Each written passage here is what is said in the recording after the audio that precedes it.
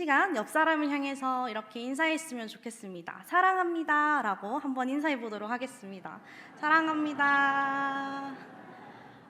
네, 되게 잘하시네요. 저는 되게 오글거리고 부끄러울 줄 알았는데 혹시나 조금 오글거리고 부끄러우신 분들은 없으셨나요? 하지만 우리 그리스도인들에게 사랑의 고백은 당연한 것이 되어야 하지 않을까 생각합니다. 저희 유치부에서는 설교 시간이 끝나고 나면 퀴즈 시간이 있습니다. 그때 선생님께서 하루는 질문을 하셨습니다. 우리를 사랑하시는 분 누구실까요? 라고 질문을 하였습니다. 그런데 우리 친구들은 이 질문 하나에 엄청 심각하게 고민을 합니다. 왜냐하면 답은 50대 50의 확률이 있기 때문이죠. 그래서 한 친구가 곰곰이 생각하면서 손을 들면서 얘기합니다.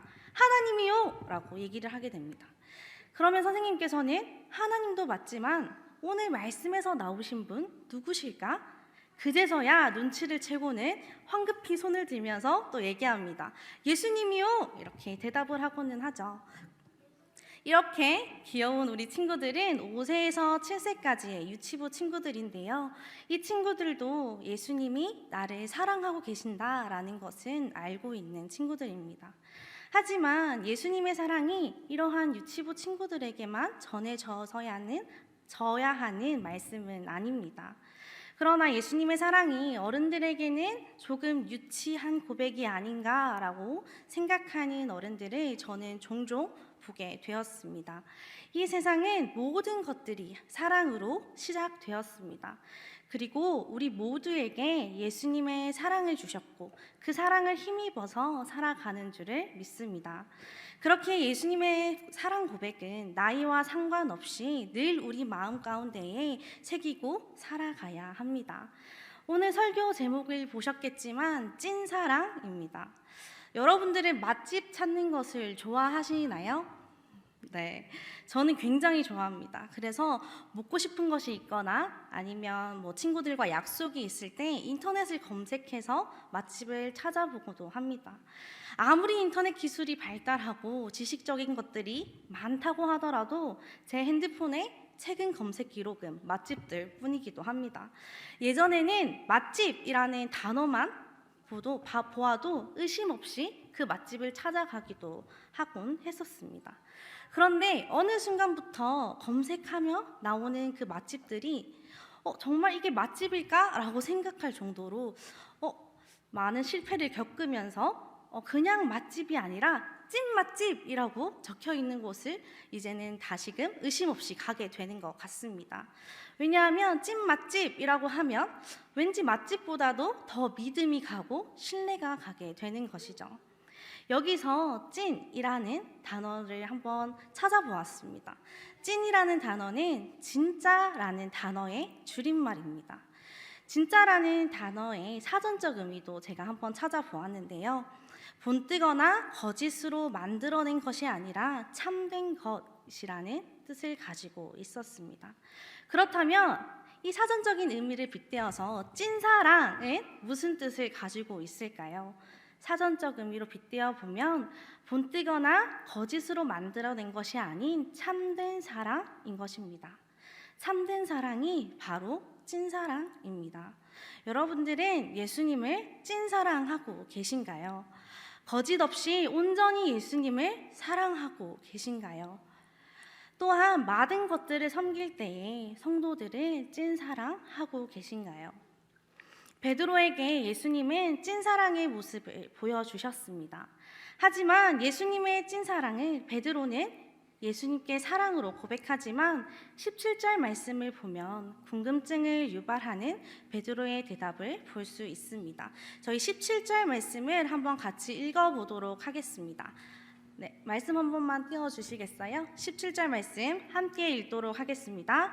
세 번째 이르시되 요한의 아들 시몬아 네가 나를 사랑하느냐 하시니 주께서 세 번째 내가 나를 사랑하느냐 하심으로 베드로가 근심하여 이르되 주님 모든 것을 아시오매 내가 주님을 사랑하는 줄을 주님께서 아시나이다.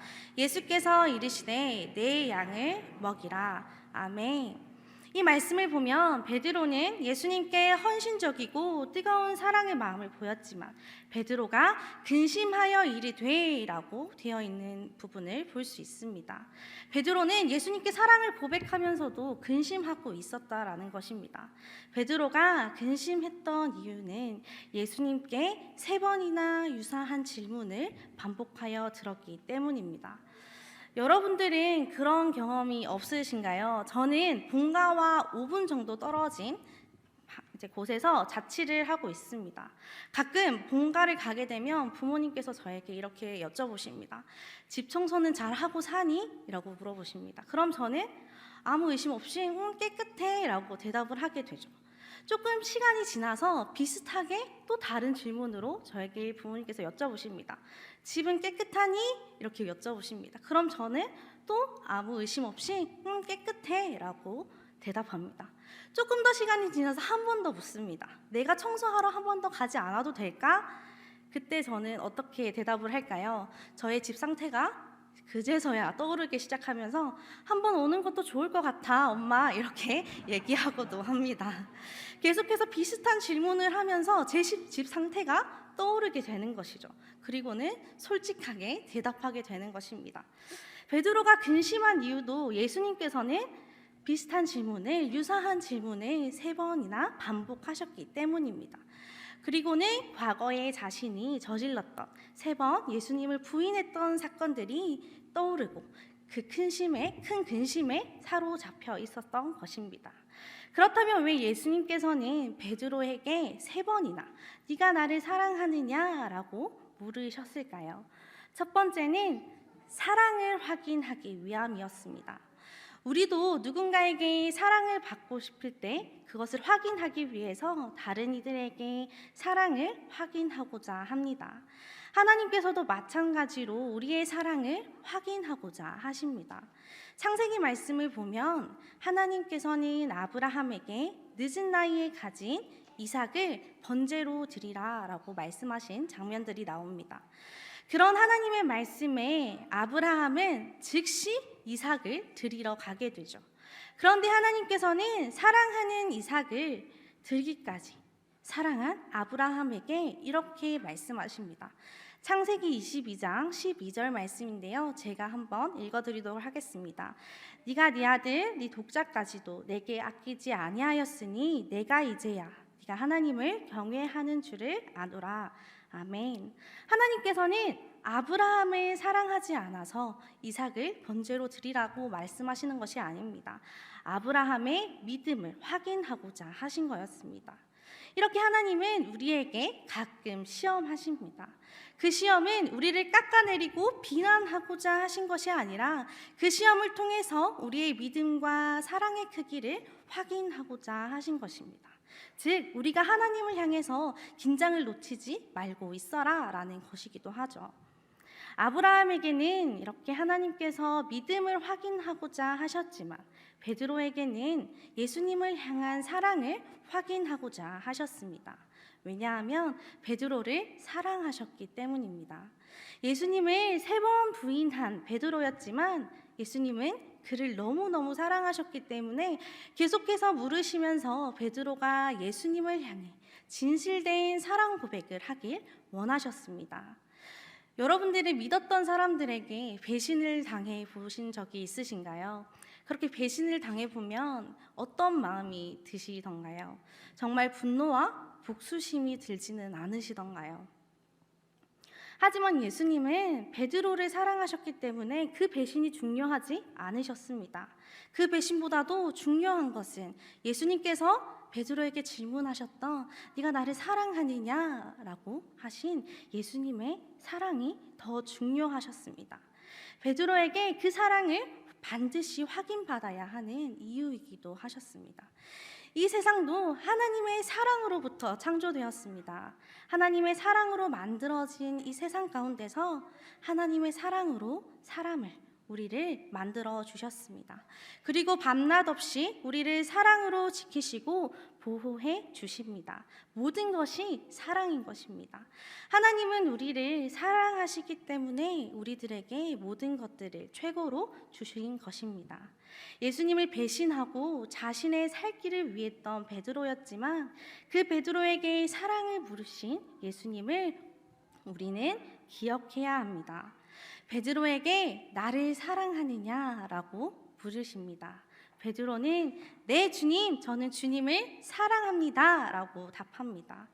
오늘도 우리에게 나를 사랑하느냐라고 예수님께서는 물으십니다. 그 물음에 베드로와 같이 망설임 없이 네 주님, 제가 주님을 사랑합니다 라고 고백하며 예수님 앞에서 사랑을 고백하는 우리 상남교회 성도 여러분들 되시기를 간절히 소망합니다.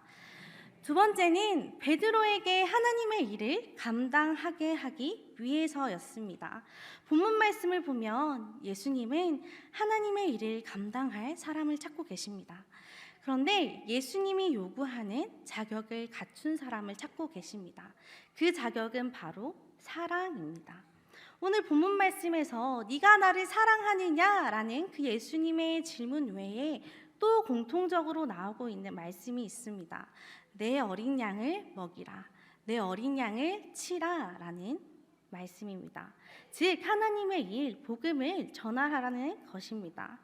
이 설교를 준비하면서 저의 고등학교 3학년 때가 떠오르게 되었습니다. 저는 오랜 시간 동안 음악을 준비하던 학생이었습니다. 그래서 저는 전공은 피아노, 부전공은 바이올린을 준비하며 열심히 입시를 했었습니다. 하지만 고등학교 3학년 때 이제 인생을 결정하고 진로를 결정할 시기에 갑자기 제가 이 음악을 평생 할 자신이 없어진 겁니다. 매번 악보 보는 것도 재미없고 손가락만 앉아서 움직이는 것도 너무너무 재미가 없는 것입니다.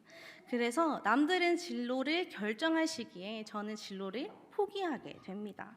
저에게는 정말 큰일 난 일이었죠. 고등학교 3학년 때였으니까요. 당장 대학은 가야 하는데 또 인문계 고등학교였지만 문과도 아니고 이과도 아닌 예술반이라는 반에 소속되어 있어서 공부보다도 입시와 연습에 비중을 두었던 반이었습니다. 그래서 정말 급한 마음에 하나님께 간절히 기도했습니다. 하나님, 제가 이 음악이 너무 하기 싫은데 하나님께서 제게 원하시는 곳을 보여주시고 그 꿈을 제가 꿀 수 있도록, 깨달을 수 있도록 해주세요 라고 기도했습니다. 그렇게 기도하던 중에 마음 가운데 신학이라는 마음이 갑자기 들게 된 것입니다. 그랬을 때 저의 마음이 어땠을까요? 저는 그때 정말 놀란 마음을 가지고 기도 제목을 바꿔서 하나님께 다시 기도했습니다. 하나님, 제가 신학 말고는 다 하겠습니다. 그 외에 어떤 것이든 다 할 테니까 신학만 보내지 말아주세요 라고 다시 기도 제목을 바꿔서 하나님 앞에 기도했습니다. 계속해서 그렇게 기도했지만 계속해서 똑같은 마음을 주셨습니다. 너가 나를 위해 일해 주렴. 그래서 기도 제목을 또 바꿨습니다. 하나님, 그럼 하나님의 일을 하기 원하신다면 제 마음이 기쁨과 평안이 되도록 주님 마음을 바꿔주세요. 그런데 정말 신기하게도 그 후로부터는 제 마음이 평안해지신 것입니다. 그리고는 성경을 읽어도 정말 믿어지시지 않으실 수도 있지만 동화책처럼 읽혀지게 되는 겁니다. 찬양을 해도 예수님이 나를 사랑하고 계신다라는 것이 너무 직접적으로 느껴지게 되는 것입니다. 그 후로 제 삶도 바뀌기 시작했습니다. 어떤 사람을 보아도 나와 정말 다른 사람을 보게 되어도 그 사람을 사랑하게 되고 내가 조금 힘이 들고 내가 조금 피해 보더라도 모든 것들이 다 괜찮았습니다. 오히려 내가 더 다가가게 되고 내가 더 헌신하게 되는 것입니다. 그렇게 제 삶은 하루아침에 모든 것들이 바뀌게 되었습니다. 오늘 베드로에게 하나님의 일을 하기 위해서 가장 필요한 것이 사랑이라고 말하고 있습니다. 제가 겪어보니까 사랑이 있으면 내가 손해보더라도 내가 조금 피해 입더라도 상관없었습니다. 그저 늘 행복하고 기뻤습니다. 우리가 교회에서 아이들을 가르치는 교사로서, 또 주방 봉사로서, 주차 봉사로서 하나님을 위해 섬길 때에 성도들을 사랑하는 마음도 중요하지만 제일 먼저 예수님을 사랑하는 마음을 가지고 섬길 때 그 섬김이 감사가 되고, 그 섬김이 기쁨이 되고, 또 그 섬김을 통해서 많은 영혼들이 하나님 앞에 돌아오게 될 줄 믿습니다. 성도 여러분, 우리가 하나님의 일을 성실히, 열심히, 또 탁월하게 해내는 능력보다 하나님을 사랑하는 그 마음을 무엇보다 원하고 계신다는 것을 기억하시기 바랍니다. 하나님을 사랑하는 마음은 그 어떠한 것들보다도 다 넉넉히 이길 수 있는 힘이 있다라는 것을 기억하시기 바랍니다. 베드로에게 하나님의 일을 감당하기 위해 사랑을 요구하신 것처럼 우리에게도 사랑을 요구하시며 말씀하십니다. 네가 나를 사랑하느냐? 우리는 예수님 앞에 네 주님, 저는 주님을 사랑합니다 라고 고백하는 우리 상남교회 성도 여러분들 되시기를 바랍니다. 성도 여러분, 사랑은 이뿐만 아니라 놀라운 힘을 가지고 있습니다. 낙담한 자도, 좌절한 자도, 우울한 자도, 몸이 아픈 자도 모두 다 일으키는 힘이 있습니다. 그만큼 예수님의 사랑은 놀라운 힘이 있는 것입니다. 고린도전서 13장 13절 말씀에 이렇게 쓰여져 있습니다. 그런즉 믿음, 소망, 사랑 이 세 가지는 항상 있을 것인데 그 중에 제일은 사랑이라. 아멘. 성경은 말하고 있습니다. 믿음도 중요하고 소망도 중요하지만 그것보다 더 중요한 것이 사랑이라고요. 사랑이 없으면 믿음도 소망도 아무런 필요가 없기 때문입니다. 우리는 예수를 믿는 그리스도인으로서 먼저 예수님을 향한 사랑을 회복해야 할 줄 믿습니다. 요한복음 14장 21절 말씀에는 이렇게 기록되어 있습니다. 나의 계명을 지키는 자라야 나를 사랑하는 자니. 예수님을 사랑하는 자는 예수님의 말씀대로 예수님처럼 살아가는 자입니다. 예수님은 사람들에게 보이기 위한 사랑을 하지 않으셨습니다. 그저 그 사람을 그 모습 그대로 사랑하셨습니다. 바로 예수님의 사랑이 찐 사랑인 것입니다. 우리도 누군가에게 보이기 위한 사랑은 하지 않기를 소망합니다. 가짜 사랑은 찐 사랑의 가치를 나타내지 못합니다. 가짜 사랑은 언젠가는 내가 무너지게 되어 있습니다. 하지만 찐 사랑은 절대 무너지지 않습니다. 찐 사랑의 뿌리는 깊고 단단하기 때문입니다. 그리고 찐 사랑은 예수님이 나를 감싸고 있기 때문입니다.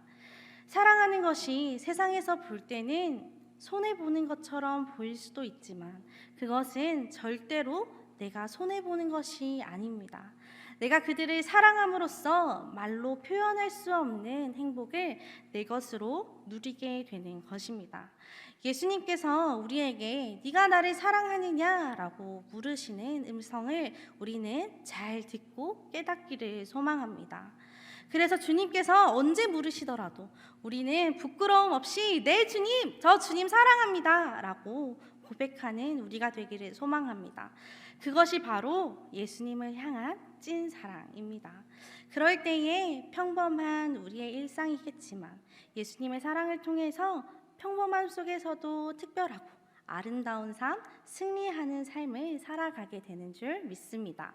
그러한 상남교회 성도 여러분들 되시기를 간절히 소망합니다.